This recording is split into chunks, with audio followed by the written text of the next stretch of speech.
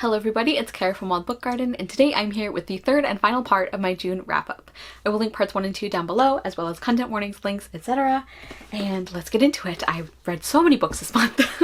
So the next book I finished was I'll Be the One by Lila Lee. This is a contemporary book following a young Korean-American girl named Sky, and she enters a K-pop competition for singing and dancing. Like, it's like a competition plus like reality show kind of thing.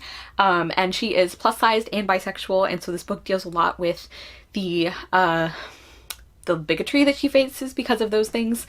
She's not out as bisexual, so that is talked a lot about as well. And Sky ends up growing closer to Henry Cho, one of the other competitors who she thought was kind of just like a useless pretty boy, basically. And she ends up finding out that he's a lot more than that. They end up spending more time together and growing closer. So this is just a really light, fun, sunshiny contemporary romance, but that also deals with some deeper issues. I really loved this book. Sky is such a wonderful character. I love her so much. I want the world for her. And I really enjoyed her relationship with Henry as well, like the way that developed. I love the way this book looks at these serious issues. Like I said, it deals with biphobia, and it also deals with fatphobia, and specifically the fatphobia in the like K-pop industry, and also that Sky gets from her mother. Like, it was so infuriating to see the way that Sky's mother talked to her and about her, but it was really wonderful to see like Sky realize and to know that she is beautiful and talented, and she doesn't need her mother's permission to believe that about herself. Like, there are still moments where Sky is unsure of herself, or where she thinks about how she's been traumatized in the past by the horrible way people have treated her, especially her own mother. But this is overall a really like empowering book. Like, Sky already loves her body and accepts her body, and so that was really lovely to read. I also thought the K-pop competition elements were really fun. I really enjoyed that. And I just feel like overall this is a great example of how books can be really like uplifting and positive and like sunshiny and still deal with these really serious issues very appropriately. I just really love this one. I loved the ending. I loved the way things worked out. And I gave I'll Be the One 5 stars. Next, I finished Tash Hearts Tolstoy by Catherine Ormsby. I finally read this book after owning it for so long. And this is like such an interesting experience because I'll say right now, I loved this book. And I wasn't sure I was going to, because I had only heard mediocre things about this book. And on the one hand, I'm like maybe having very low expectations, like maybe that helped my experience, but on the other hand, I'm a little irritated in hindsight at how like negative the reviews for this book were. So this is a contemporary book following our main character Tosh, short for Natasha, and her friends do a web series called Unhappy Families, which is a modern adaptation of Anna Karenina, based, by Tolstoy, of course. And one day they get shouted out by a really popular YouTuber, and their show kind of like explodes overnight. They get a ton more subscribers and fans, and the book is a lot about dealing with the like increase in like attention and fame and the criticism from that and the pressure. Tosh also there's like some family complications at home. There's also some friendship complications, like all very like believably messy like characters and relationships. And Tosh is also asexual, and so when she is realizing that she has a crush on a fellow creator, both of them end up being nominated for like this like online series award. Tosh is really worried that like how he's going to react. She's worried about like telling him that she's asexual because she doesn't know if he'll understand. And I just love this book so much. Like, I just think it handles messy characters and relationships in ways that feel very natural. I really enjoyed Tosh as a main character. I felt for her so much. I really enjoyed the web series aspect, like the Unhappy Families, and like seeing that. I obviously do YouTube, and so even though it's like a different kind of YouTube, it still felt like pretty realistic, and I just thought it was a fun element of the story. Also, you don't need to know anything about Tolstoy to enjoy this book, although it was fun to, like, now that I read War and Peace, not Anna Karenina, but I've read War and Peace, it was interesting to like recognize some of the things about his life that she talks about and his work. I also liked the writing of this book. I feel like the voice of Tosh as a main character was really engaging and fun and interesting. And I just really felt for her. She felt like such a real character. I really enjoyed the supporting characters as well, and the relationships, like some of her like friend group and like the crush situation and all of that. I think it was all handled really well. I will say there were a couple of the supporting characters who I did not like. They won me over a little more by the end, but like I really hated Jack, one of her friends, and I can't remember what her sister's name is. Claudie. I really didn't like either of them. They were very frustrating. But I do think as the book went on, we got to understand a little bit more about them. I don't know if it was that they developed more or we just got more like context for them and we saw them in better situations, like situations that I think showed their better aspects as well. So they ended up winning me over a lot more by the end. Like there are a few scenes in particular with Jack that I think really won me over towards her. And I also loved Paul so much. I feel like he was such a great character. I enjoyed the way the different conflicts in this book were handled and dealt with. I liked the way the romantic aspect was dealt with, and this also includes a trope that I really enjoy in a way that I thought was very well done. So I just really enjoyed this. As I've been saying a bunch, I feel like it does messy characters and dynamics, but in a way that really isn't frustrating, because I think that's one reason why I don't always gravitate towards books that people describe as like messy, messy people. Not because I think that shouldn't be in stories or that people in general aren't messy, but just like the specific ways that characters are written that way can sometimes be frustrating to read, and for me that didn't happen in this book at all. So I found this really, really satisfying. I really enjoyed it, and I gave Tash Hearts Tolstoy 5 stars. Next, I finished The Wild Ones by Nafisa Assad. This is I guess kind of contemporary fantasy, and we're following several different main characters, although our main character is a girl named Paheli, and she was rescued by this boy many years ago actually, because they're kind of like not aging like regular people. She was rescued by him after a like horrible assault. There's a lot of content warnings for this book, so please check those if you need to.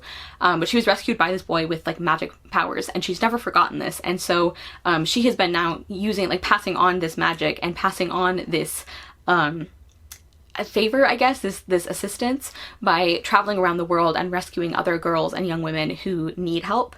And so they become the Wild Ones, these like girls with magical powers who can like cross into this like between world, and they travel between different cities all over the world. And then they learn that the boy who initially rescued them, or specifically Paheli, is in danger. And so they end up having to try and rescue him, try and figure out like what is wrong. And it also seems to be connected to the magic in the between and that being weakened. And this was such an interesting book. I read Nafisa Assad's debut, The Candle and the Flame, and I thought it was fine, but I didn't like love it. I enjoyed this one a lot more, and this is a really interesting book because like this book is mainly like atmosphere, setting, vibes, and like themes.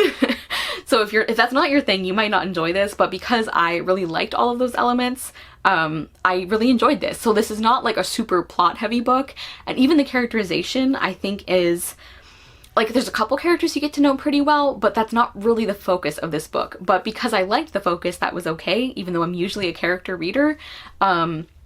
But this was so interesting. I enjoyed the writing, I liked the setting, I loved getting to travel around to different cities around the world, and the way that in just a couple pages we got such a clear view of these cities and how beautiful they were and like the culture and the history there. I loved the concept and the themes of this book, and like seeing like women like rescue each other and also rescue themselves.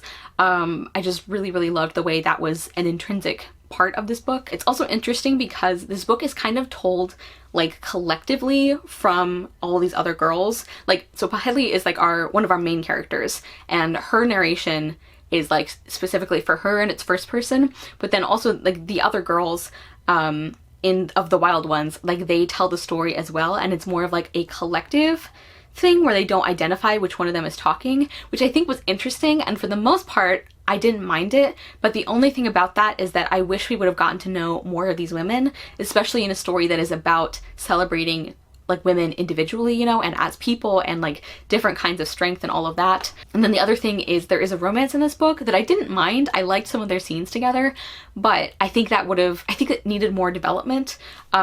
But overall, I did really enjoy this. It is a very different kind of book, and I gave The Wild Ones 4.5 stars. Next, I finished They Called Us Enemy by George Takei and Justin Eisinger and Stephen Scott, with art by Harmony Becker. So this is a nonfiction graphic novel that is George Takei's memoir about spending a lot of his childhood in an internment camp during World War II. And then we also, throughout the graphic novel, we get like flashes of George Takei as an adult and like talking about his experiences, and like so many people have talked about how amazing this is, so this is not like new information, but this was fantastic. I am so glad I finally read it. I think even if you're not a graphic novel person, I would recommend this book because it is so well written, so well done, like so important, and also I think it's very easy to follow as a graphic novel. I've said before that I sometimes have trouble with those, but I think this one was done like really well. It's also interesting because we see how Tosh Takei, like, because he was a kid when he was in the camp, his parents really tried as much as they could to keep the knowledge of what was going on from him and his siblings, and the way that sometimes that worked and sometimes it didn't. And this book is just so fantastic. I really liked the way that the story of life in the internment camps was interspersed with Tosh Takei as an adult, you know, talking about like his different like roles in activism, and like the way that he has become so involved in talking about US Japan relations, like when he talks about what it is like to give a speech at the home of the president who did this to his family. I love the way that this graphic novel talks about the different responses and the different ways of being brave. Like when Tosh Takei talks about the Japanese Americans who refused to answer the questionnaire, like those two questions, like they were called like the no-nos, because basically the questions were written to be impossible to answer. They were essentially like, do you agree to stop being a spy for Japan? And there's like no way to answer that without it sounding like you are a spy. So it was obviously a trap. And he talks about how the Japanese Americans who fought for the US in the war, and also the ones who refused to answer the questionnaire and who were like viewed as like dissenters, and then also the ones who like didn't want to make trouble, they wanted to keep their families safe, so they answered like yes to those questions. Like he talked about how all of those things are brave. Like I just think the way he talked about these different choices was like so good. I also feel like this graphic novel has a surprising amount of hope in it, and it just makes me think about how like I feel over and over we see that the people who have the most hope about America's future, like that someday the US can live up to its ideals of democracy and freedom, it's like over and over we see that the people who have the most hope for that are the people who we have treated the worst, and how like astonishing that is to me. So anyway, this was just like an incredible graphic novel. I highly recommend it, and I gave They Call This Enemy 5 stars. Next, I finished The Will and the Wilds by Charlie N. Holmberg. This is a book I've been meaning to read for quite a while now. I remember talking about it in an anticipated releases video several years ago, and I finally read it. So we are following our main character Enna, and her father live very close to the border of the Wildwood near them, and in the Wildwood there are these creatures called mistings. There's like a lot of different kinds of magical creatures who are dangerous. And nobody likes to get too close, but Enna has a bracelet that kind of like warns her when they're close, so her and her father have managed to, you know, survive. And then one day Enna is trying to escape a particular misting, and to do that she ends up making a deal with a different misting. And his name is Michaelis, and he agrees to help her, but his price is a kiss, which has the power to steal Enna's soul, and she doesn't have a ton of options, so she ends up agreeing to this, but something goes wrong, and like with this agreement, with this bond, and so now Michaelis and Enna, like they're kind of tied together, and they're both trying to figure out a way to break this bond in a way that doesn't kill them. And this was a very interesting experience. I didn't love it as much as I was hoping to, but I did enjoy it, and I'm glad I finally read it. The biggest issue I had with this book was the writing style. I really didn't enjoy it. There were some places that were better than others, but overall it felt very like clunky to me. Like I feel like the order of the words or the phrases was sometimes strange to me, and I just didn't enjoy the writing style of this book. And then I also think that Enna's character could have been better developed. But I did still enjoy this book. I liked Enna and Michaelis together. Like I liked the romance. They had some really good scenes together, and I think that Michaelis's character development and his kind of changing like morality and all of that, I think that was written very well. So I did enjoy this, even if I didn't love it like I was hoping to, and I gave The Will and the Wilds 3.75 stars. Next, I finished Rose and the Silver Ghost by Holly Webb. This is the 4th and final book in the Rose series, and what can I tell you about this one? So, like I've said a bunch of times, Rose has left an orphanage, and she is now working at the house of Mr. Fountain, who is a magician, and Rose ends up finding out that she also has magical powers, and now at this point in the series, she ends up finding out some more about her family, possibly. So she's trying, her and her friends are trying to figure out like who her family are, if there's anybody left that they can find for her. And then there's also like some political conflict that is happening at the same time. It seems like maybe the country is having to prepare for war, possibly. And yeah, this was not my favorite in the series, but I did enjoy it. I do love these characters. I like the setting. Isabella annoyed me a lot more in this book, so that wasn't fun. But I enjoy the magic. This was a satisfying end to the series. I did have a couple issues. I didn't like the way the final like confrontation scene happened. That was very frustrating. And yeah, I just didn't like that. And then I also didn't love the way this book ended up handling the class issue. I wasn't a big fan of that. I wish that, there's some aspects that I think are commenting on that, but overall I wish it had happened differently. But I did still enjoy this. I like the series and I would definitely recommend it. And I gave Rose and the Silver Ghost 3.75 stars. Next, I finished Hidden Mercy by Michael J. O'Loughlin, AIDS, Catholics, and the Untold Stories of Compassion in the Face of Fear. This is a nonfiction book that is about the HIV and AIDS crisis in the US, and specifically the Catholic Church's response to that. There was like the Catholic hierarchy, which were saying one thing and which contributed to a lot of death and suffering because of the way that they refused to back down on certain things.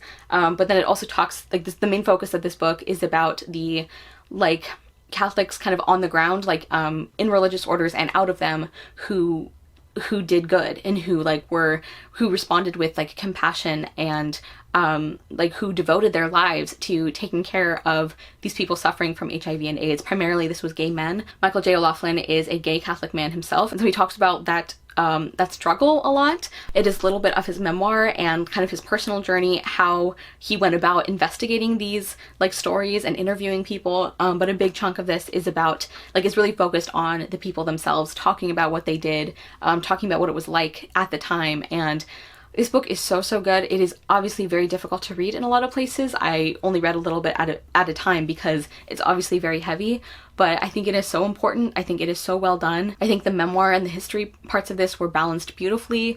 I think that this is another book that talks a lot about the variety of responses. O'Loughlin talks a lot about the different ways that gay Catholics would try to reconcile their sexuality with their religious beliefs, how some people could do that and some people couldn't, and how both of those things, like both of those responses, are valid. And one thing that I also really love that this book does, just by virtue of what it's about, is it shows how in every period throughout history there have been people who knew that what was happening was wrong. And this is why, like, the argument that, oh, something is of its time, nobody knew better, doesn't fly, because, like, that's not true. There have always been people who knew better, and I feel like this book really shows that. This book does not in any way excuse the official Catholic response to this tragedy and this crisis, but it does still show the way that ordinary people have done the right thing. I just found this so moving, so well done. I do want to mention that the writing style might not be for everyone, because it's not really like flashy. It's not one of those nonfiction books that's like written like a thriller almost, you know, which, not that there's anything wrong with those. I have enjoyed books like that. But this writing style is a lot less like fancy, and for me, I feel like that really fit the topic and the story that Michael J. O'Loughlin was trying to tell. It really kept the focus on these people and on their stories and their accounts of what it was like, and I just thought this was fantastic. This is also another book where I think the author does a good job of contextualizing things. So if you're interested in this history, but you're not Catholic, I don't think you're going to be lost. You know, I think he does a good job of providing context for things, and I loved this. I gave Hidden Mercy 5 stars. Next, I finished Princess Ever After by Kay O'Neill. This was a buddy read with my friend Giselle from Giselle Bradley, and this is a very short, sweet graphic novel about a princess who ends up rescuing another princess. And it's just really lovely. I think especially after reading the Tea Dragon Festival, or no, the Tea Dragon, the third one, earlier in the month, I think that made it very apparent that I wanted more story, like more plot from this one, but it was really sweet and lovely. I enjoyed the art, I enjoyed the messages. I do think it's interesting that one of the princesses is apparently supposed to be plus sized, but the way she's drawn doesn't really reflect that. Like, I wouldn't have known that she was supposed to be fat if, like, characters had not identified that. But otherwise, I did really enjoy this. It's very sweet, and I'm excited to read more from Kay O'Neill. And then finally, the last book I finished in June is another graphic novel, and that is Volume 1 of Lore Olympus by Rachel Smythe.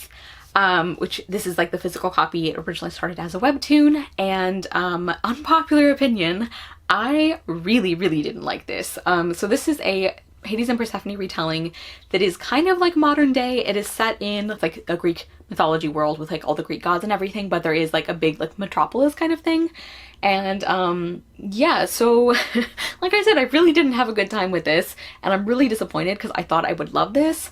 The premise is like, you know, basically the Hades and Persephone setup. Persephone is living in the city for the first time. Her mother is like really controlling and overprotective, and she ends up at the apartment of Hades, and like nothing happens between them, but he like really likes her. She ends up getting a crush on him, and I don't know how else to summarize the plot for this, but I did not have a good time. I know I've said that a bunch, but I'm just so sad because I thought I would love this. I did like the color palette and like some of the art and everything. There were some nice moments between Hades and Persephone that I would have enjoyed more if I liked other things about the graphic novel. And then also Hera. I loved the way Hera was written here. She was my favorite character. Like, I want more time with her because she's the only character who I genuinely enjoyed like throughout the whole story. I love that she called some of these characters on their BS. Yeah. So the main issues I had with this graphic novel is it felt really, really male gazy, which is weird because Rachel Smythe is not a male author. I know that can happen with female authors, but I feel like it's less common. Like the art style is just very like voyeuristic feeling. Like for scenes where it doesn't make sense, you know? It's like there's no reason that we have to see this character like undressing to get in the shower, and like just the way that is drawn, like the viewpoint just feels very creepy to me.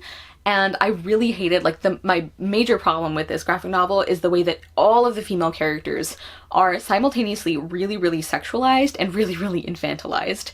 Like, either one of those would be not great, but to have both of them is extra gross. And I just hated it. Like, I know that Persephone is supposed to be very young and naive and inexperienced and all of that, but there are ways to do that that doesn't make the entire story feel really, really gross. And it's not just Persephone, like all of the female characters except maybe Hera are drawn this way and are like portrayed this way. Like even Artemis is like portrayed this way.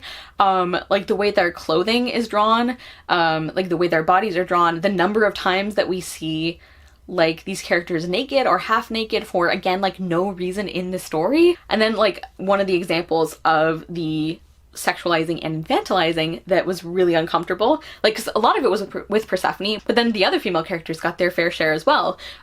So we see like a little bit of the Cupid and Psyche story, or like Eros and Psyche, and that was looking like my favorite part of the book. But then we get this really, really weird and again completely unnecessary moment where we see Psyche like learning to read, like being taught how to read, and it was like just a little strange because I'm like, oh, is she like a teenager? Like what's going on here? Like is she younger than, like how young is she? And apparently she's like not that young. It's just that she like wasn't allowed to learn to read. So this is supposed to be a big moment for her, which I get, but we go immediately from her learning to read, like this activity that is very much associated with children. The next panel, her and Eros are having sex. And it was just like the juxtaposition of that is what is weird for me. Like, why did we, like, for one thing, why did we even have to have a scene of her learning how to read? Why was it necessary that she didn't know how to do that for the story? And then if you are going to show that, like, why would you time this like that? And one of these things by itself would not have been a big deal. It'd just be one of those like, oh, that's kind of strange, and then you'd move on. But over and over, we had things like this happen where the women were treated as like sex objects, but also like babies. And it was just really, really gross. Like I hated that. I also wasn't a big fan of Hades and Persephone's relationship because on his side, it's just that she's hot. Like that's why he starts paying attention to her. And it's specifically she's hot in a very like young and innocent and infantilized kind of way, lest we forget. And then on Persephone's side, it makes a little more, I don't know. We're not really given any reason for their connection. So they're both like super hot and like in close proximity to each other. Like specifically on Hades' side, like I liked him fine as a character, but every time he would like interact with Persephone, it very much felt like he's only interested in her because she's the hottest thing he's ever seen. Emphasis on thing, because she was not treated like a person by the graphic novel itself. And like I said, they had a couple of good scenes together. It's not that their interactions were always like specifically physical, but it just felt like we didn't get very much development for their relationship itself outside of the physical attraction, which that's fine if that's part of their attraction. But if that's only what's happening, it's not very interesting to read, frankly. But also it just makes it, again, very uncomfortable. And then my other issue is with the way Zeus and Poseidon are written or like portrayed in this. Like I don't feel like Rachel Smythe had decided if she wanted them to be like assholes or not. Because if you're going with like the Greek mythology inspiration, like they're both terrible. And so it seems like that's what we're setting up. But then they're like, the way we're supposed to respond to them, the way the humor is used makes it feel like we're actually supposed to like them. And like, oh, they're just, you know, they're just bros being bros. And I hate that because their behavior was creepy and predatory. And I feel like it was excused by the story. And I didn't like that. So anyway, I had a really bad time with this. I'm very sad about that. And I gave Lore Olympus Volume 1 2 stars. I am gonna try the second volume, even though I complained about this one so much. I'm gonna try the second volume to see if it gets better, because maybe some of these issues I had, like once we start developing the relationship more, it won't feel the same. And I don't know, maybe the sexualization will be less. I don't know, but I didn't like this. And I'm really sad because I thought it was gonna be like a new favorite for me, and it obviously wasn't. So sorry to end on a downer there. Comment down below and let me know if you have read any of these books, what you thought of them, or if you're going to pick them up. And let me know a book that you read recently that you think is really overhyped, because that's obviously how I feel about Lore Olympus so far. Thank you guys so much for watching. I will see you soon with another video, and I hope you love the next book you read. Bye!